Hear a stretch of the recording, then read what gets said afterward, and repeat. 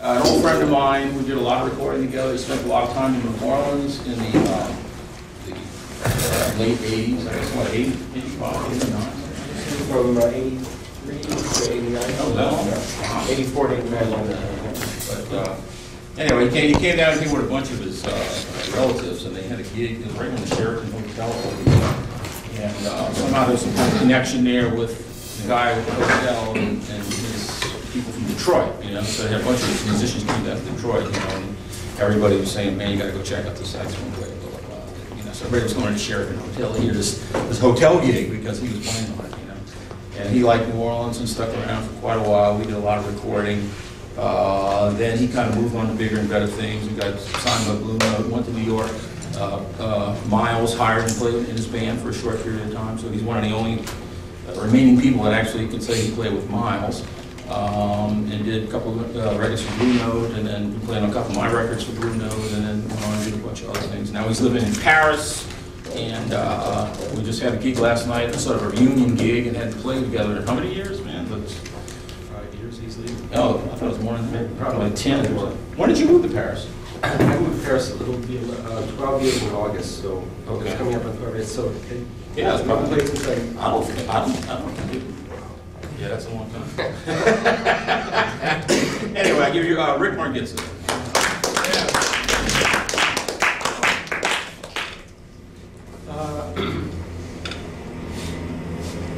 Put an articulate way to start. Why don't we play one? Let's play something first, and then just kind of get warmed up.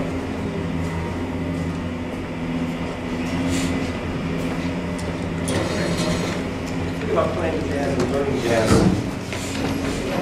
as learning a language, learning another language. And three parts, two basic parts to language: alphabet, letters, right? Word, which is spelling, and I guess there's a fourth bit. So here,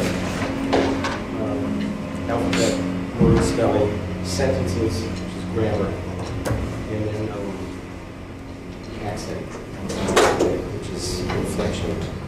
So if you think about it musically, scales, notes, chords, all that stuff is just alphabet and spelling. Right? You're just memorizing stuff. There's nothing creative about that. It's just assembling information. And then when you start putting sentences together, that's basically through transcription, is learning how to put sentences together. So what you're doing is assimilating the language that's happened before us. Just like we imitate our parents when we learn to speak. That's what we're doing musically. We kind of have to do that before we go on to the next level of being creative within it. It's just having that basis of the tradition and all the cliches and all the basic grammar and vocabulary.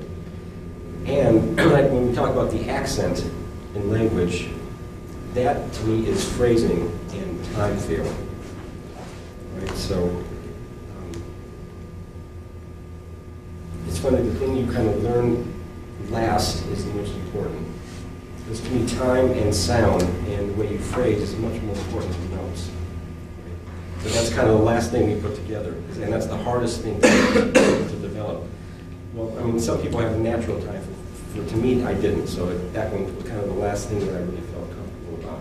For me, it was easy to kind of get phrases and notes and patterns together, but to really have it coming out sounding like something that was really expressive, something that was in the moment and felt good with a good sound, that kind of came after the fact.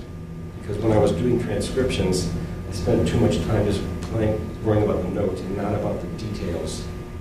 So that's kind of one of my things about transcriptions. When you guys play along with records and transcribe, pay more attention to time feel, intonation, vibrato, all the little details, and don't worry about the notes as much.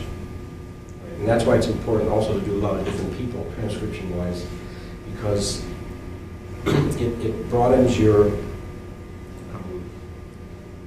I call it broadening your rhythmic palette. Right? Because if you play just along with Train, you're only going to be able to feel the time the way he does, as opposed to somebody like Dexter, who has a completely different time feel. Joe Henderson, Wayne, all these guys. And of course, the master, who has many different time fills within one solo, is Sonny Rollins. Right? He's the master of being flexible with rhythm.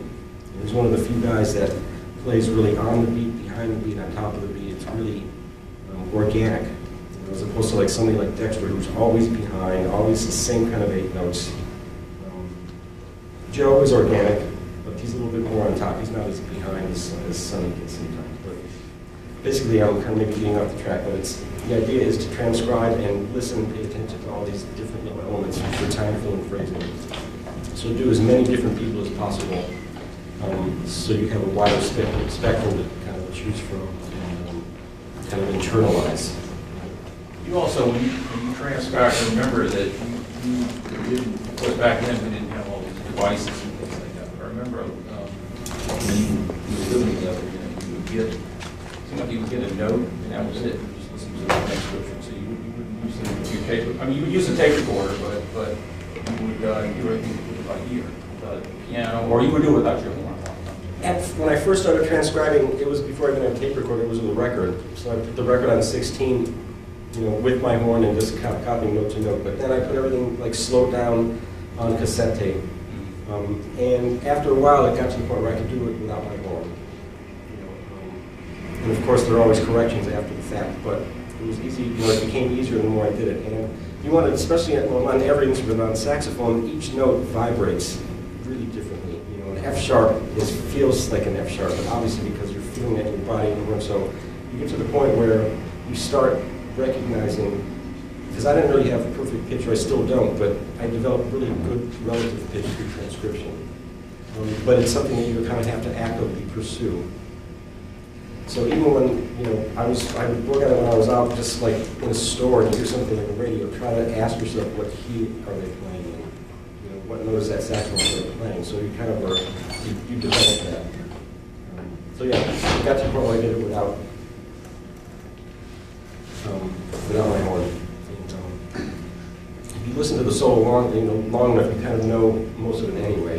You just have to kind of just get it phrase by phrase. Did you write it down? Yeah. Is that what you okay? Yeah. I like to have it. I like to see the pile getting bigger. You know? Would you write it down as you did it, or would you write it down? Some people think it's better than this probably is. You internalize it better to memorize it first and just have it, you know, and then write it down after the fact. I would say that's even better, but for me it was easier to write it as I was doing it. I'm going to judge you. Another quick one. Is there anything about seeing it visually that helped you think of, other than the fact that you have it documented? Like seeing the shape of a line? Yeah. That definitely helps me. Sometimes it's a weird thing. People ask me what I see when I play, and it's a little bit like a juxtaposition of like a music staff on top of a keyboard. Mm-hmm. And you see kind of the notes going by, sort of. I mean, it's really hard to, the minute I try to talk about it, it's gone, but that's kind of like what's there somewhere sometimes. So it definitely helps to see it. Especially saxophone players, because Steve was asking about what I do on cadenzas. And I definitely think about piano voicings. So I'm visualizing what that voicing looks like on a piece of paper.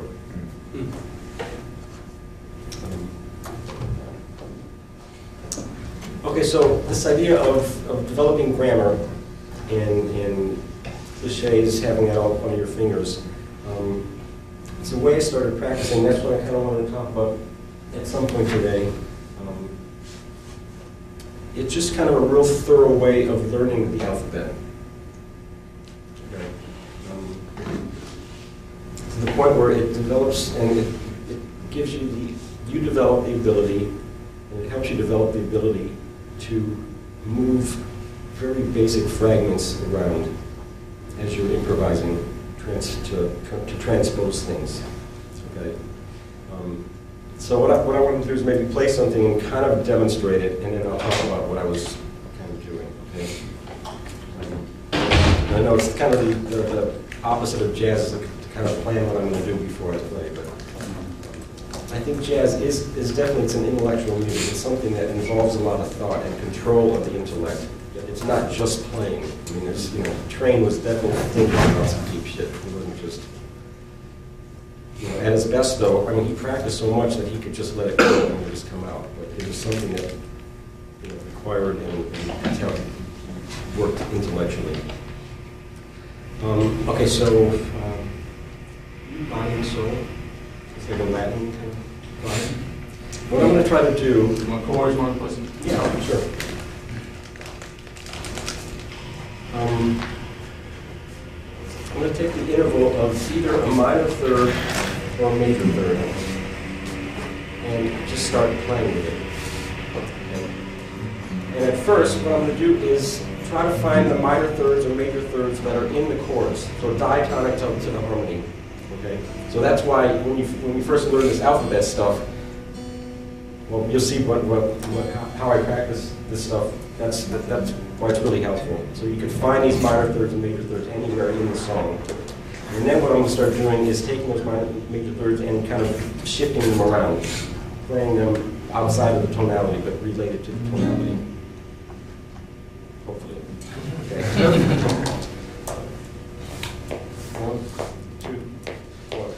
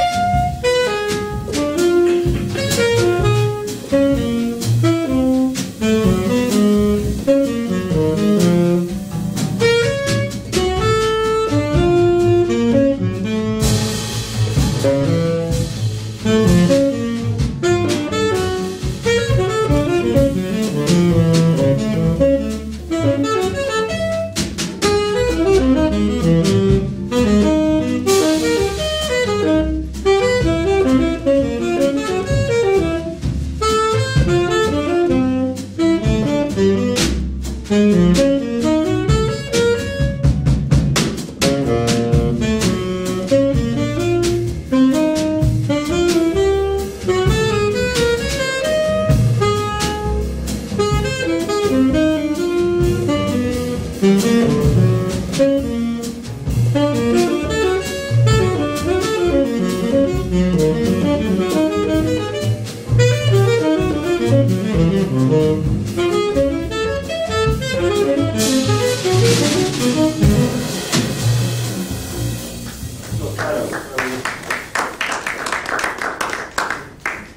of got stuck in a certain thing, but the idea is basically just to kind of work that interval.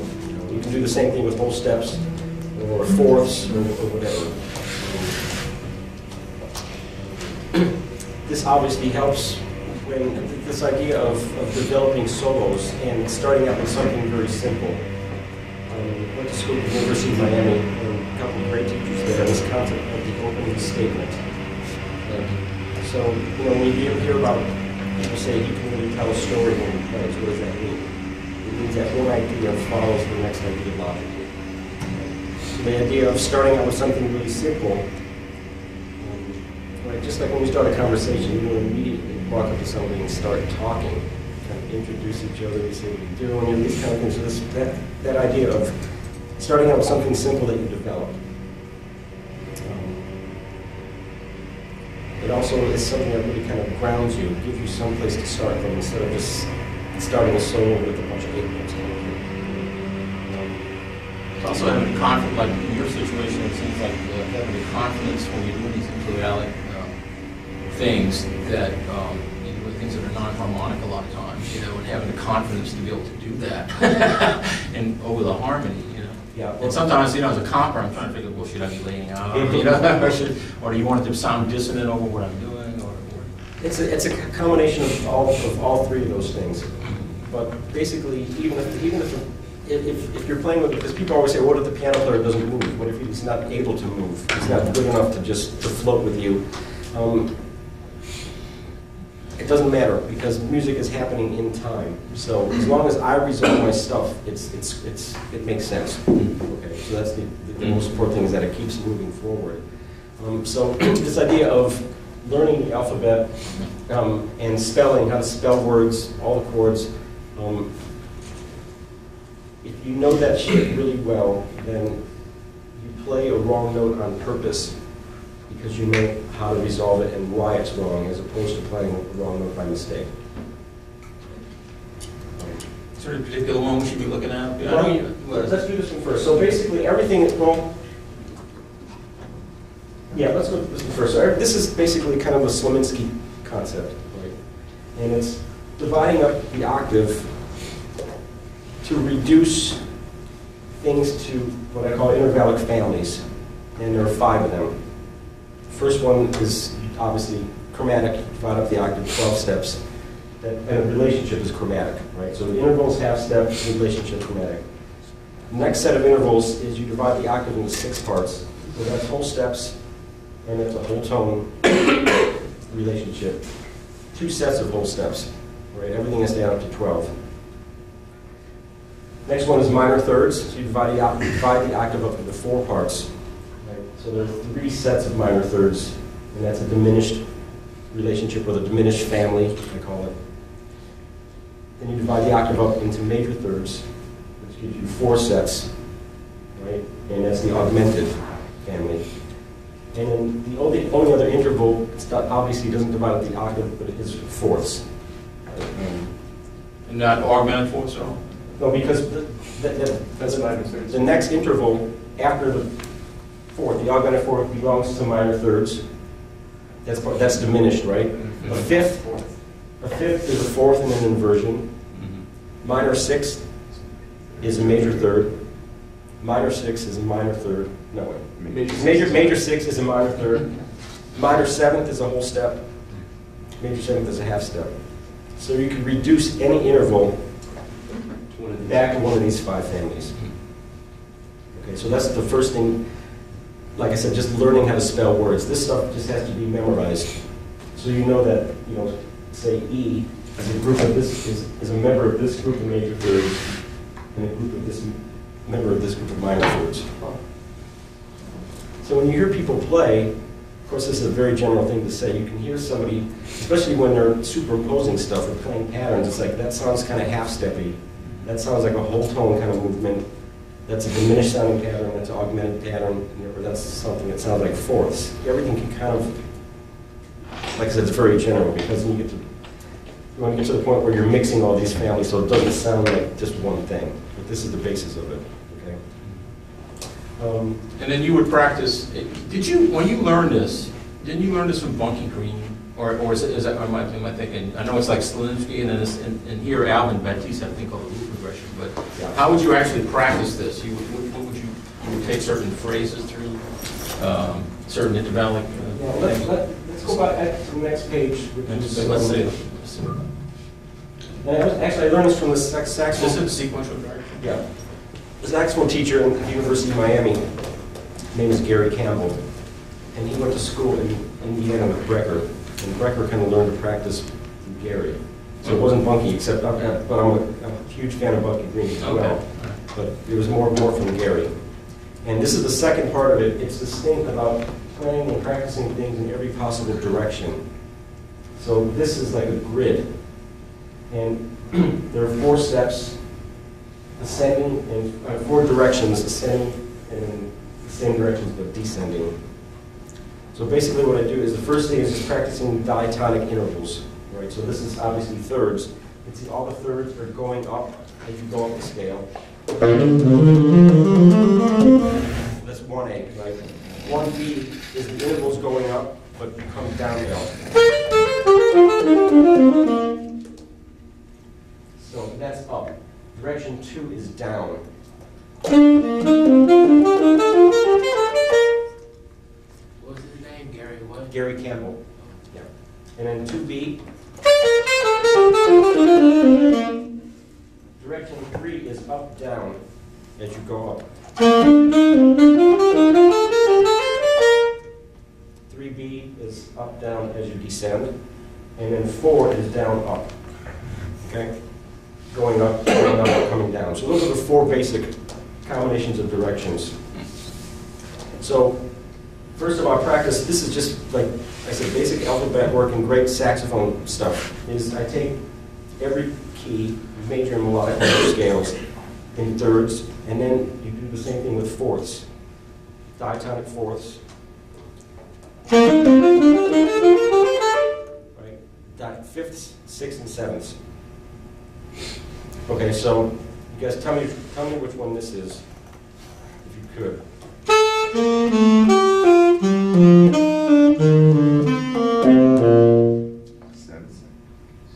In which direction? Up, down. Down. And then up. Down, down. Down. It was 4B, because I went down first, right?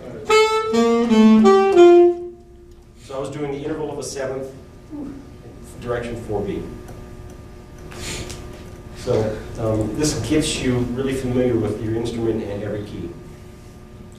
And I mean, it's easy in C, but to try to do like E flat melodic minor on the saxophone, or you know, I've been practicing harmonic minor in sixths. Jeez. That's a tricky one, but it's fun because it really has some nice sounds. So that's step 1, is diatonic intervals. Then I do the same thing with directions, but diatonic triads. So.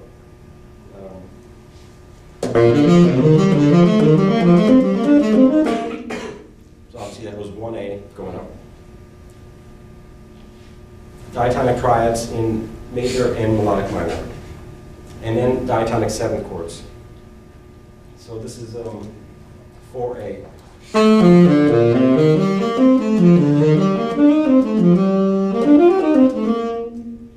Okay, so those are the intervals, triads, diatonic 7 chords.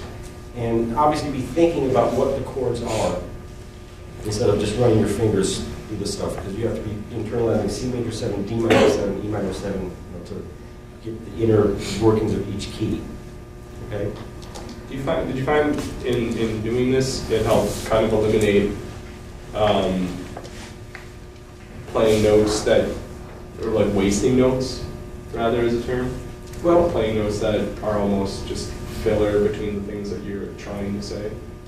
Well, it helps you to not play wrong notes on purpose. Yeah, I mean, yeah, like when you, after you do this, when you get to the E major 2-5 in the middle of all the things you are, you're not going to play like a C natural, you know, right? But then the other thing I want to talk about at some point is people are so afraid of these half steps, which I'm missing a lot of people's playing, the passing tones that you hear like Clifford Brown play in the bebop scale, which is really part of why you want to transcribe all these guys, because those half steps make things, the guide tones fall in the right place. You know, so you have to know all the diatonic stuff, but then also not be afraid of all the chromatic stuff in between them. So, this helps to differentiate between the two. And then one last thing before I move on. So the next thing, it's impossible to quantify, because this is when you start combining two. So there's a 2-note version, there's a 3-note version, 4-note version. Is you combine the 3. So you set up a pattern for yourself. 3, 2, 4. So you go off of each degree, you keep that pattern going. So 2, 4.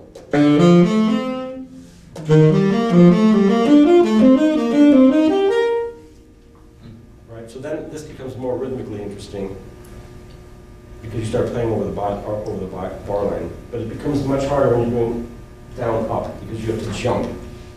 It's easier when you're doing the direction 1, 4, or 2 is even harder, because you have to go up, you have to, you know.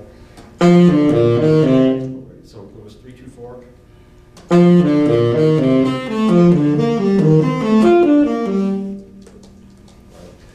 Yeah, when you would do these, you know, practice things for yourself, would you write those patterns out, or would you just try to intellectually? I just kind of, yeah, just numbers. And I mean, combining the 3, 2, 4, I haven't done a lot of that, but what I'll do sometimes is just, basically, because you're thinking about still like thirds, right? Right. So it's like I'll put on the Ingersoll things and just kind of like improvise using that. Mm-hmm. I don't know if that makes sense or not. Yeah. Just kind of force yourself to just kind of play along with that concept. Okay. So that's the, so there are 2 things that we're going to now put together: the directional combinations and the intervallic families. Okay, so this is where it becomes more interesting. So the first thing we do is triads, because the triads are triads in group, first and second inversion. That's the basis of everything, is to be able to control those, right? So we take major triad, and we think about the first intervallic family, which is half steps. Right? So we're going to combine the half steps with the directions. So this we were thinking diatonically. Now we're going to think along the lines of the intervallic families. Maybe go back to the first page. Let's see. How long are you in town? We can try it. All right, so I'm going to do this on the saxophone. So we're going to go, basically, it's going to be B flat. Okay,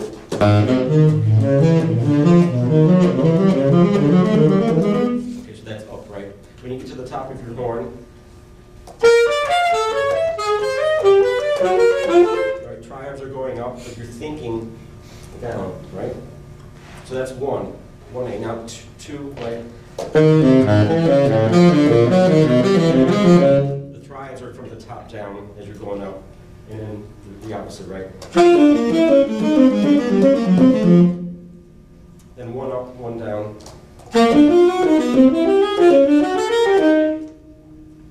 And so forth, and so on, right? So that we're clear with what the, okay. So the next step now, we're still using that cell. I think about it as a cell, is the triad. And now we're going to do them in whole steps. Same thing, the 4 directions, up and down, right? So let's say 3A, which is what? Up, down, right?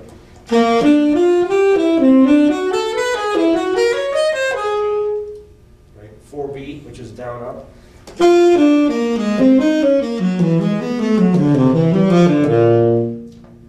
when you do whole steps, you have to do whole steps here and then whole steps here to get 12 triads, right? Then the next step is minor thirds. Same thing. 2B.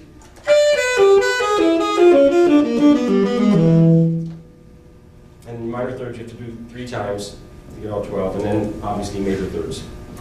So say major thirds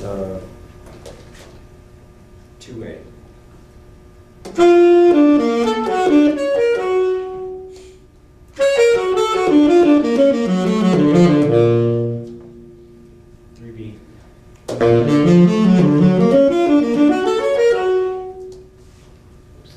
What is 2B and 2A? The directions that we were talking about earlier. It's on a different page, yeah.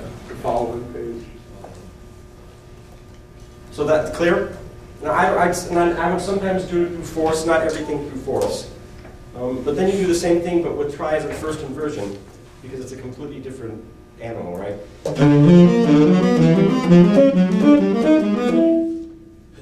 then the second inversion. So second inversion, whole steps.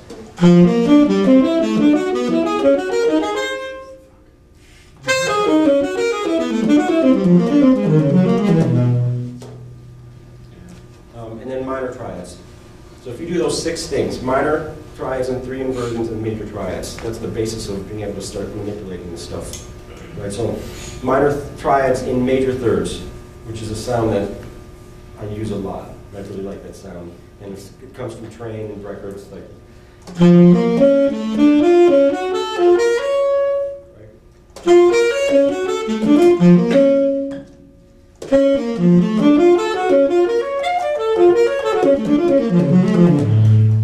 Jules Verne. Tim Burton, Batman, like that, all that stuff is in there. Who taught you this? This guy, Gary Campbell, is the basis of it, in Nicholas Lewinsky book. Is this part of like a book of yours? Is this part of like a yeah? This I just put together some sheets that I used for Skyping and these kind of stuff, but I haven't really compiled it in terms of a real book yet. Is there any way to get our hands on this? Yeah, Steve has it, so Is that up on Yeah, I have this handout called Slimsky in a nutshell. You know, the thing about it is, I mean, you've been doing this forever, and it's like you know, we always stress about trying to play in the moment by ear and stuff like that. So how long does it take you to assimilate the stuff to the point where you can hear it? Because you don't just only do this. And I hear guys, and Brecker didn't only do this kind of stuff. To me, it was like, this is like the fill between these beautiful melodies he would play, and he played so expressively and so soulfully, but he would use this as sort of like transitions between things. And I think a lot of people just get into the transitions. yeah, sure. That's the essence of it is really still melody and the bebop phrasing, and it's like you're just kind of changing bebop stuff, which I want to get into right now. So in terms of how long, I don't know, it just becomes something, it becomes a way of hearing after you start practicing this stuff. It's definitely important to keep a notebook of the things you come up with, because the next step after the triads is 7 chords. So you do 7 chords through the whole routine, okay? So just, you know, minor 7, major 7. This is still diatonic, Oh, but I don't know if I even have. Oh, okay. But anyway, so say we take like a minor 7 chord and we do it whole steps, half steps, minor thirds, major thirds. Okay. Is I similar that to examples? Yeah. Okay. Did you go to UF? I did go to University of Miami. Yeah. What year did you go? I was there in 82, 83 before I came to New Orleans. Okay, so this is kind of how you start using this stuff. Is through bebop, you take these bebop kind of melodies that you want to internalize. So I chose something really simple just so we have it over here. Okay. So this way of thinking, I call it parallel thinking, is I take the D minor as a target. Right? And then I go backwards. I want to approach this, in this example, by what? Major third, right? So major third below, D is B flat, major third below, B flat is F sharp. So.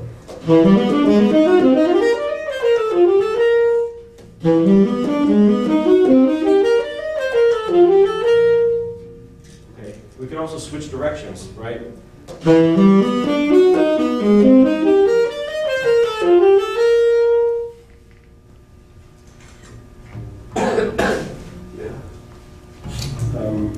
This one, I extended, so the kind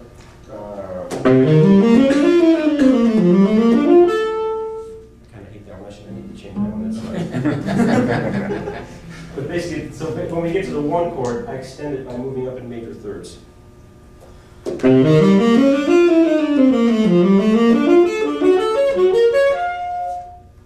what's cool about the major third thing is you get these common tones, right? So the major 7th of A flat is obviously the 5th of C. So you hear the A flat, but it resolves in, right?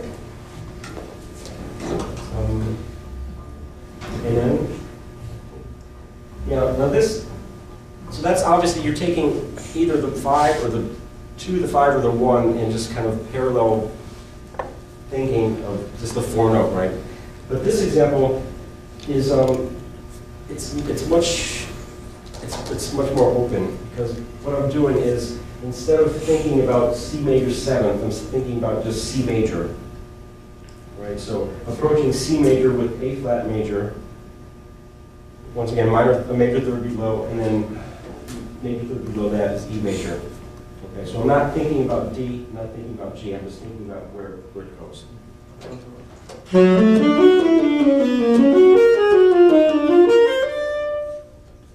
To put it into context sound-wise, even though we're not thinking about those chords, would you mind comping? Yeah. Steve? Yeah. Should we try to do it slowly in time or something like that with one section? Or- So is it, Just do it all. okay, yeah. One, So it's 2/5 and D5 to me. right? 1,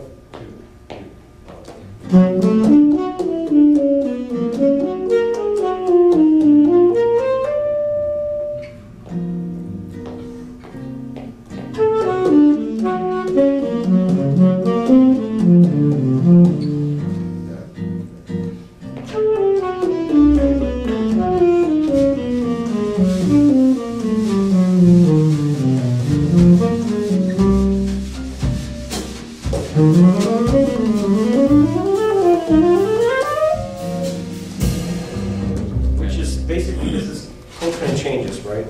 The 3 tonic system is what it's called, but I'm not thinking about the 5 before the A flat or the 5 before the E, I'm just thinking E major to A flat major to C. So sometimes when I get to the bridge of all the things you are, right, it's just 4 measures of G major and 4 measures of E major, instead of thinking about each specific. Do you think that way also in giant steps? I mean, do you think just the basic tonal centers and not the chords in between? Absolutely. And you're the one that kind of hit me. You think modally? You think of the augmented scale a lot of times. You could also think the augmented scale for the whole Right. for the whole tune. Right. I'm gonna have to have you demonstrate that. Yeah, I'll do that. Also, it's like for giant steps, like I like thinking about the major key. So it's D major, I'm thinking about the F sharp major triad. Right, and over G, I'm thinking about the D major triad. So you're thinking about, it makes the G major 9th, but it's a much more open sound. Or you can play like that pentatonic scale over the 3. Yeah, we can play through that a little later. So this could be done in minor too.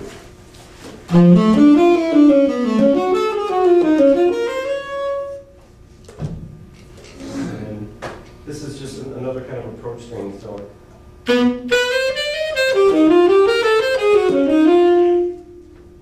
So I approach. So I played it a little rapid, but I approach that minor third below again. No, major third up. Sorry, major third above.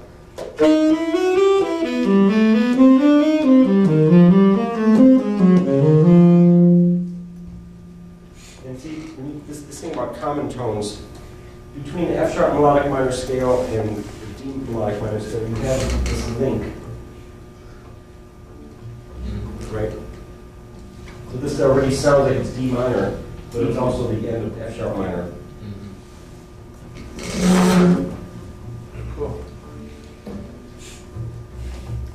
Questions? I just want you to keep talking. So, yes, it's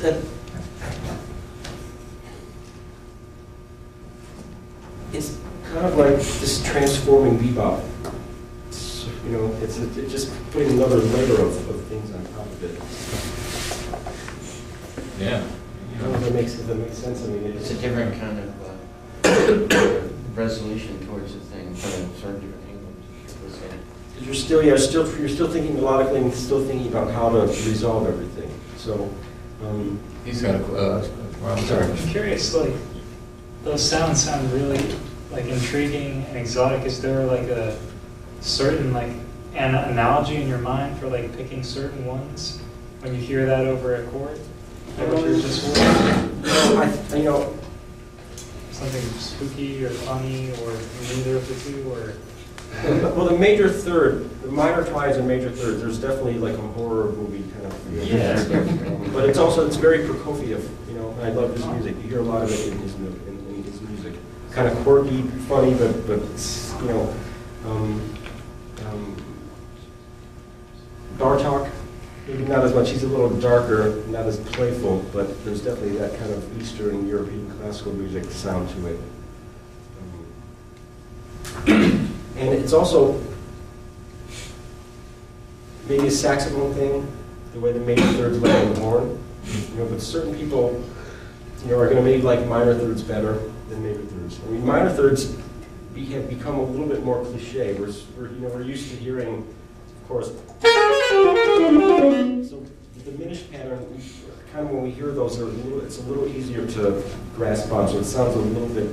The major third sounds fresher to me. Yeah.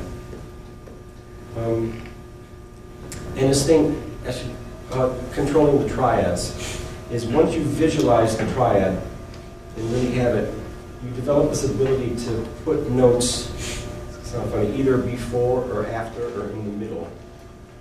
So say, for example, put a half step before it. Right, so then.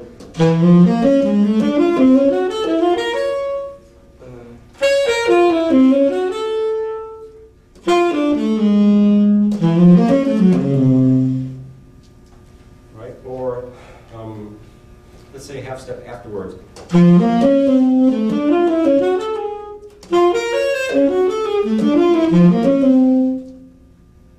Or in the middle. I'm putting a half step pick up to the second note, right?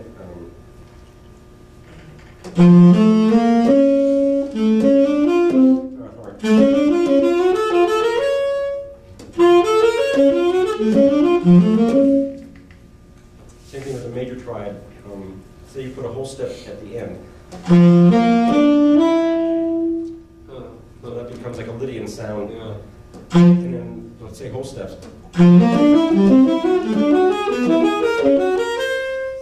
Minor thirds.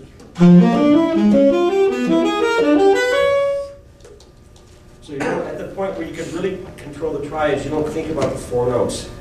You're just kind of seeing that extra note. So it's less thought than it seems. So this is basically a way of just kind of developing patterns, right? And developing sounds that you like. So that's why you keep a notebook and you're fucking around with this stuff and you find one that you say, I like that. So you put it in there and then you start working it. You know? So I have a bunch of notebooks with exercises like this, things that I've come up with just either filling one at the piano saxophone that I like. And then I put on Aerosolve tapes. And I just force myself to use these.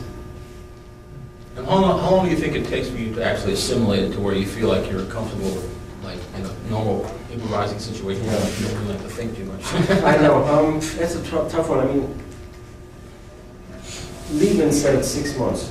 Really? To like where it comes out naturally, and that pissed me off because I said that's too long. Maybe it's true. I don't know. I remember Pat Metheny said this really cool thing about Herbie. He said when Herbie comes to a gig, he's one of the few musicians who comes without an agenda. Huh. Which is cool, right? Mhm. Because I definitely go to a gig, and I know Brecker did, and it sounds like Pat. Like I'm gonna try to play this tonight. You know, like I want to try to get this thing in that I've been working on. And sometimes it comes, and sometimes it doesn't. You know, there's a new thing that I've been working on that I like. It wasn't until after the gig that I said, "Fuck, I totally forgot that I even wanted to play that." You know. Right. So like maybe certain things come faster than others. You know. Would you demonstrate some cadenza, maybe on Buying Soul, or since we just played that, or something else, or just how you think about those kind of things, or Well, yeah, sure. Because I hear you doing it all the time. It's just fascinating. I don't hear too many saxophone players that take long extended cadences anymore.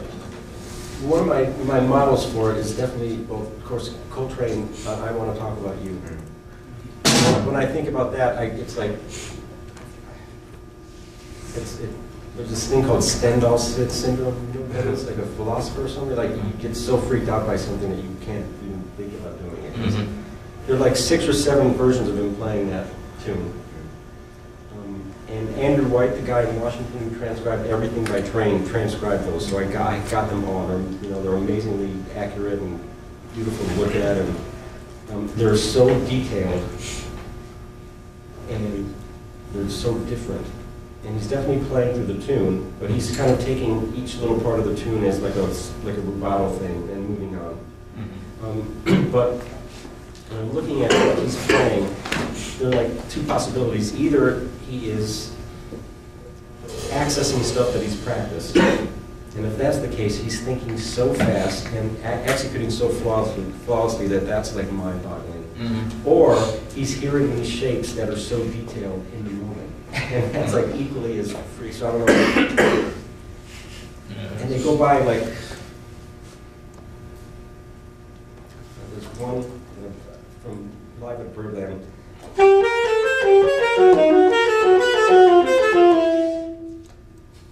And that goes by like, I can't really, like that kind of shit, right? And it goes by in a split second, and that's amongst like, hundreds in that one cadenza.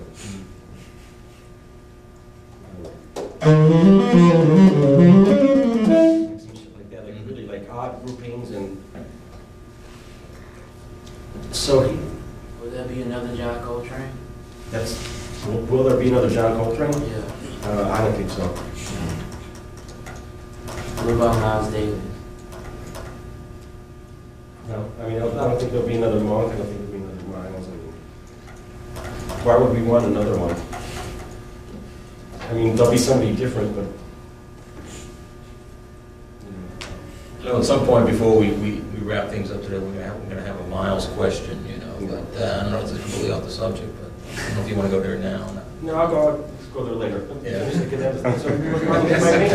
my main guy is this is not main guy, but the other guy is Bob Mintzer. He plays great cadenzas, and he plays like a composer. And this idea of playing wide things, I kind of got from him.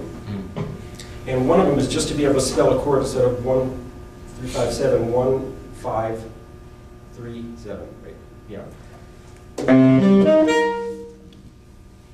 Right? Instead of so 1, 5, then 3, 7. Right. And then to major. But no, just all up. And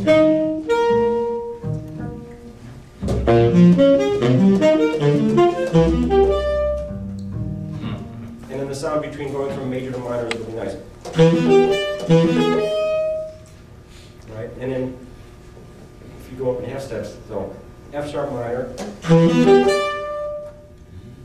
F sharp major, then G minor, because the two top notes remain the same.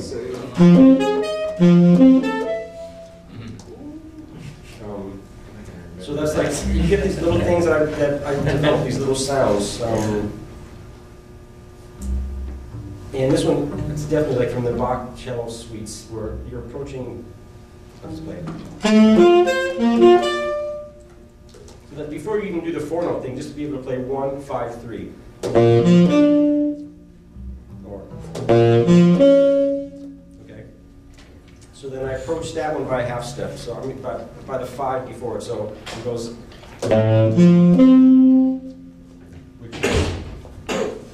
which is 3, 5, 1. Okay. So I think about that as a group. And then of course you could switch directions. And then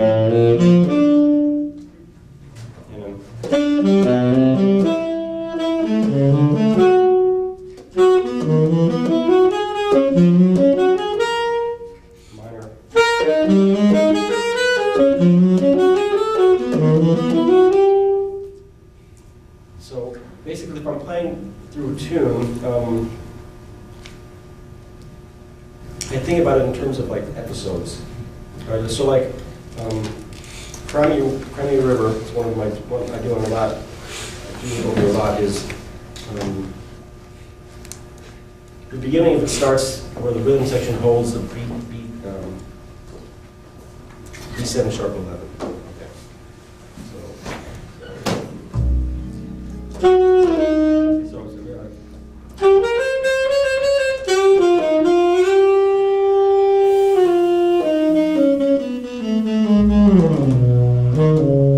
So that's my first thing. It's like I'm going to play around on that chord, right?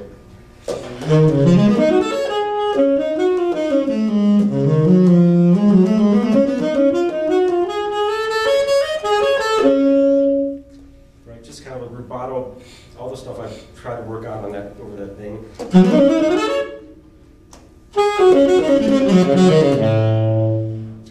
Okay. So that's one thing. You play the root. You give yourself a bass.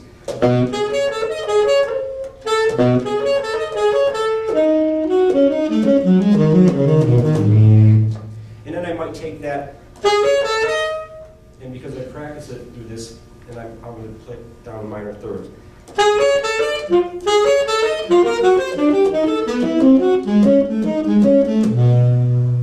Or so you give yourself a little bit of like, as if you were a piano player, you're kind of moving something on top of a root, right? And then from there, you want to set up the beginning of the song. So. B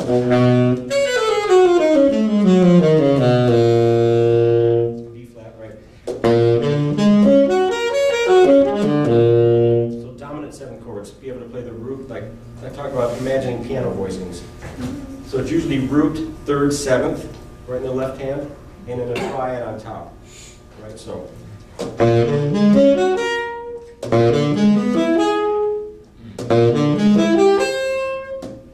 It's like polychords, like.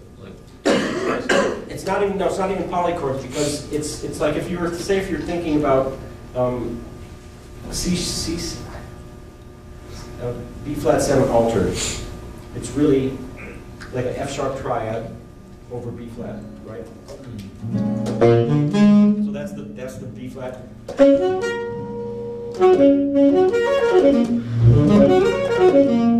So it's not really polychord because it's still related to the melodic minor scale, the altered scale, right?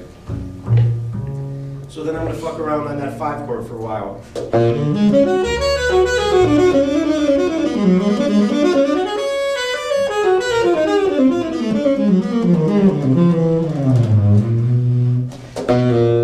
go to the 1 chord.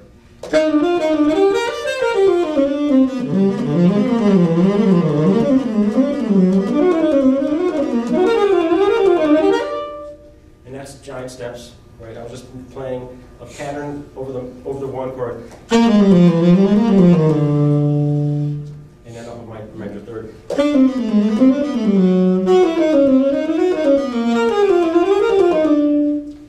Okay, and then so now we've gone from B7, B flat 7, E flat major. Now I'm going to set up the beginning of the tune.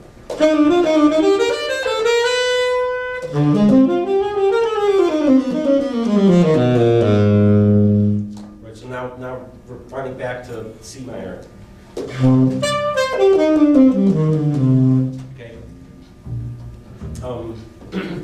So when you're doing the condenser, though, so you're kind of like going through the form also. I'm thinking, yeah, definitely thinking about.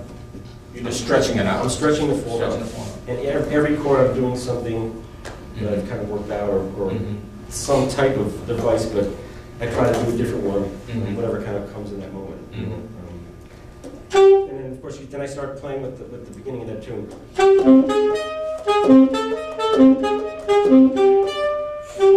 Right, so the whole part of Crimea River is that 5th moving up, right? So this is what I missed last night. I came up with.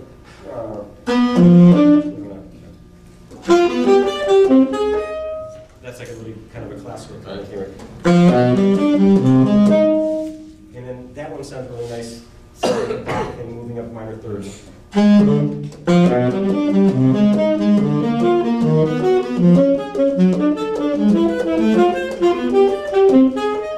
Back to home. And then you start playing through the tune.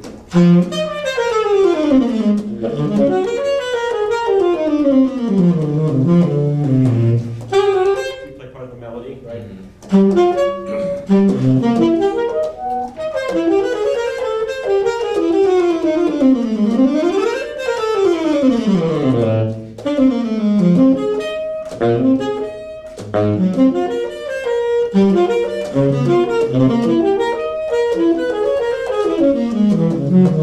You stretch parts out, but basically playing, it sounds really good in just playing 1-3-7. Spelling out with triads on top. It's the only guy I would play with where if he doesn't make a really good opening statement, he feels like the whole solo's wrong for him. I remember one time we were playing in Rome, and we were doing a blues, and it's just like, you didn't like your opening statement, it just ruined the whole solo. Oh, that happens a lot, because I come in with something that's like so stupid, it's like, it just, if you know, it's like, You feel like you have to live with it. So at the beginning of my cadenza, I fucked up that little thing, and it was in the back of my mind the whole way through, so my pacing was off, and I just, yeah. Definitely sounds like some of the stuff Joe did. You know, seems like he was really big on voicing on the saxophone. And I forgot to mention Joe, absolutely, definitely, master. Any comparisons between the two, Joe and Train, as far as that kind of?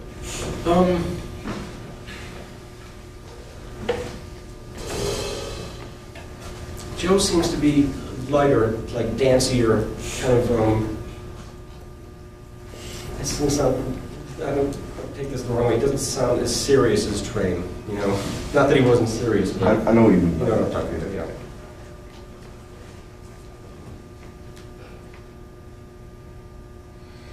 Are there any young, I hate to say young, because you were always young when I was around you, but are there any younger saxophone players now that you really dig on the scene, or, you know, you've been keeping up with other people's careers and stuff?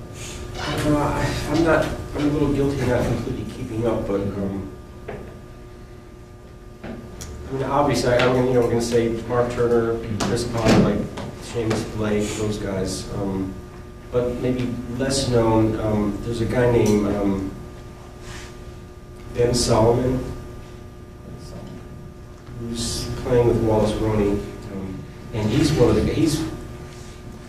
the few guys who sounds like that Train like cadenza stuff, like over changes over in time. He's great. And he went to Liebman summer workshop, and so Liebman was aware when he said, yeah, but he said the critics are going to kill him because that's all he sounds like. That's all he can do. But he's amazing. There's a Norwegian saxophone player named Marius Nashit, who has like this odd time, like killing band, like stuff that makes you freak out when you're hearing it. It's really tight and really amazing. It's a little bit intense after a while, but it's like, and he plays the shit out of the saxophone.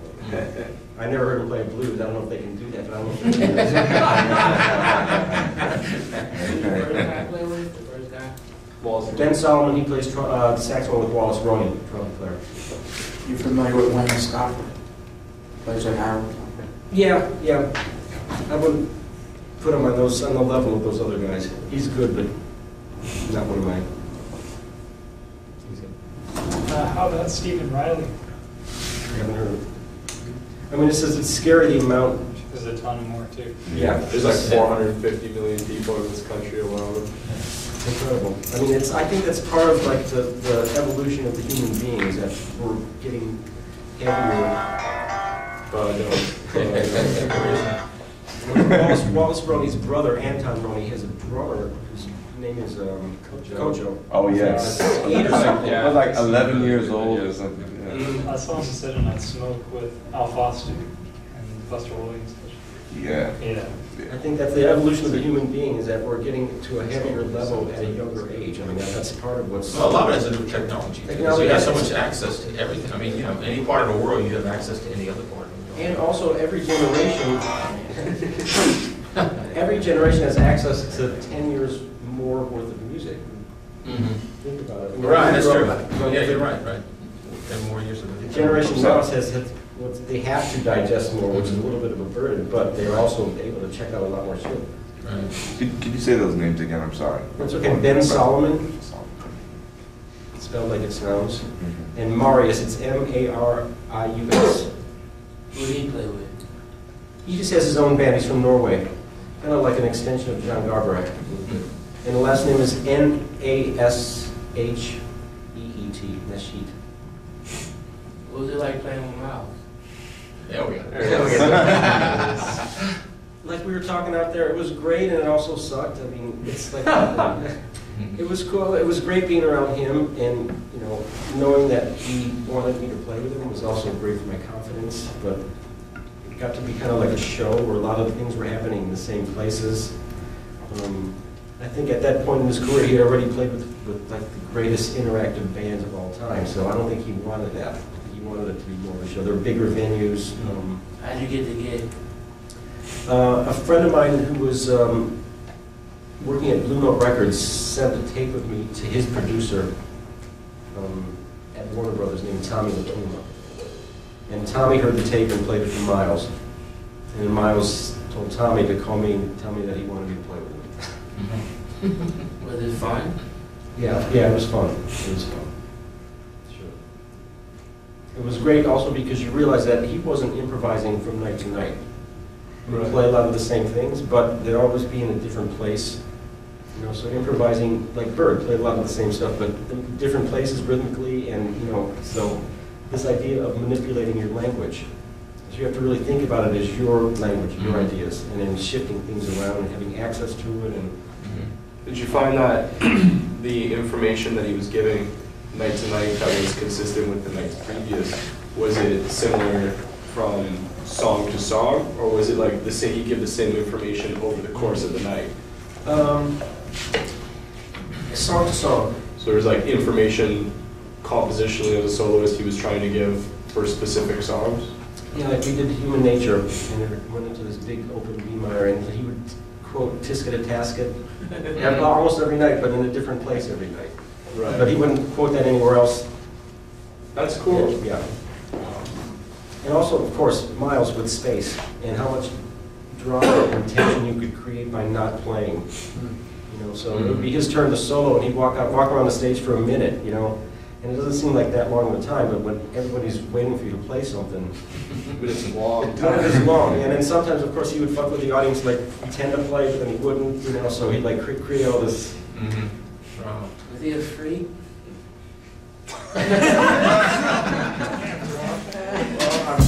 Not What's the weirdest thing you found in his dressing room?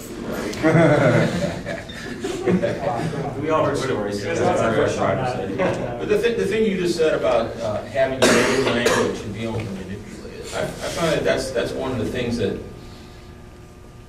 you know, like you were saying, like, you know, it's like if you're trying to learn jazz or whatever, you know, you're learning all these things. It's like giving someone a dictionary and saying, hey, write a great book, you know, but you not knowing that, you know, a great book has phrases and sentences and ideas and things like that or whatever. And I feel like a lot of times people solo just by looking at chord changes and they're expected to like make music from that, you know. So how do you when you recognize that in a student or whatever, how do you get them to play? Like I almost feel like rather than telling people about chord changes and arpeggios and stuff like that, just keep some phrases like melodic, you know, great phrases and try to manipulate those phrases. That actually might be a good idea, because that's, and then maybe teach them the stuff afterwards. I actually came up with this term kind of recently. I call it musical DNA. Right, these little strands of information. And if in human beings, when some part of your DNA is fucked up, you have cancer, right? So there's certain when I hear certain people play, there are parts of their lines that are a little bit Cancer. Like cancer. That's pretty drastic. And because they haven't absorbed the basic threads of bebop, right? So just to be able to hear that and control the 5 to the 1 with the passing tone. And then, right, so there are three strands there. Right? Take each individual strand and play them.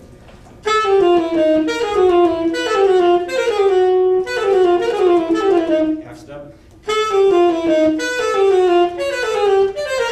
Full step. Jeez. It's major thirds.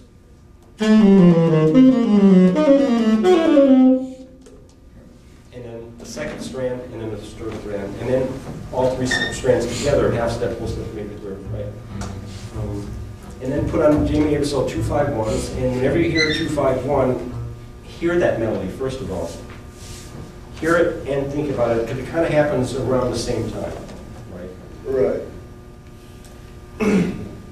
So that becomes part of the language that you kind of just have internalized, is this essence of bebop. And then what you start doing is you start improvising a little, on top of those. So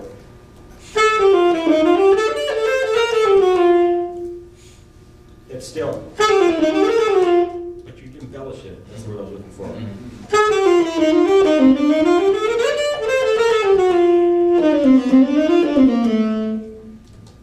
Right, so, and you're just embellishing it with other bebop kind of phrases you've been hearing, right? And then,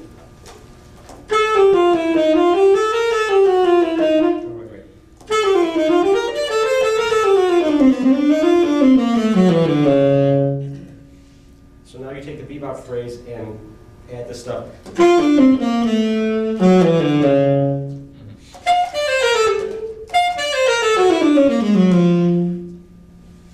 Right, so you're still playing bebop, but you're kind of modern, kind of updating a little bit by adding this kind of hearing or thinking. Well, I think we should probably think about wrapping up. Okay. Yeah. I was hoping to see you just play a tune. You want to play a little bit of John Steps? Just to help. I wrote this little melody over Giant Steps because I think the changes in that major third relationship is one of the most beautiful in music, right? People think about Giant Steps way too vertically, because of course the model was trained. He was really thinking about it as an exercise, right? But think about it like there's a version of Bob Minzer playing with Michael Brecker, and to hear Minzer play over that tune is completely different because. But I'd love to hear his Wayne play over Giant Steps. That would be amazing. Because it's this idea of just taking a melody this way, and there are a lot of common tones in Giant Steps. Right. So I'm going to try to fuck around with playing those kind of things. So the melody I wrote is kind of more like a song over it instead of the same thing every time. So, and it's medium. So.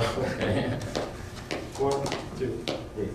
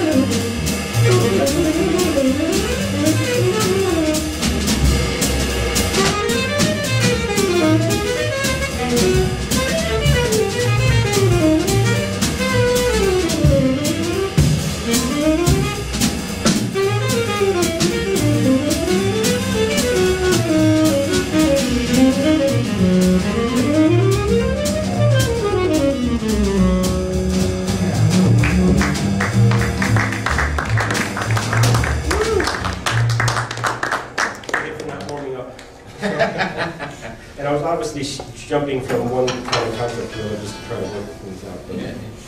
Fantastic. Well, Rick's gonna be playing at the Sandbar tonight. We played last night. It was a wonderful gig. We hadn't played together in so long. And anywhere else you're playing this week? We've been doing a lot of different things here and there, but I know you leave town. no, nothing tomorrow. Okay. I'm leaving on Friday. Okay. Cool. What's your latest record? I know you've been in the studio lately. Yeah, I haven't recorded like as a leader for almost 10 years. And it just kind of happened that way. I was working with this French band and I was The Newtown? Yeah, Newtown Reunion Quartet, French twin brothers, bass and drums.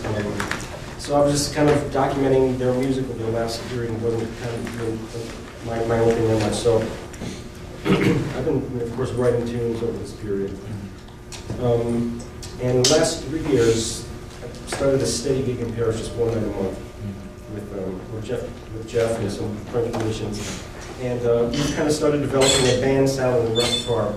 And we had a chance to record in the studio that let us go in for free after we went and did a couple of gigs. So it kind of just happened that we went in as a band and documented all this new music. So it's like, it's kind of like, I don't know what to say. There are definitely songs with kind of hooks, but it's kind of an acoustic Yellow Jackets with Amy. It's not as slick, but songs, but the flowing is a little bit more intense. It's hard to kind of talk about. You've written some large works too, some symphonic stuff? I've wrote, yeah, over the years, really, Mahler's my main guy. So just after looking at scores and I grew up with classical music in my house. My father's a classical musician. So just, I was kind of always fascinated by that world, so. Was your grandfather the one that played on the Charlie Parker strings, right? My mother's father was a cellist, and he played on Berg with strings. And my father's father was a gypsy violin player, and my father was a classical violin player, so I had all this really cool music in the house, different types. So yeah, I just got a synthesizer with orchestral sounds, and I started first of all just by playing in sections of different scores, just to see how it was constructed and then I just kind of reading like composers' biographies and how they went about composing also kind of helped me. And I just kind of started writing some stuff. So I wrote like a couple symphonies and a saxophone concerto. And never had them performed or anything, but they're just.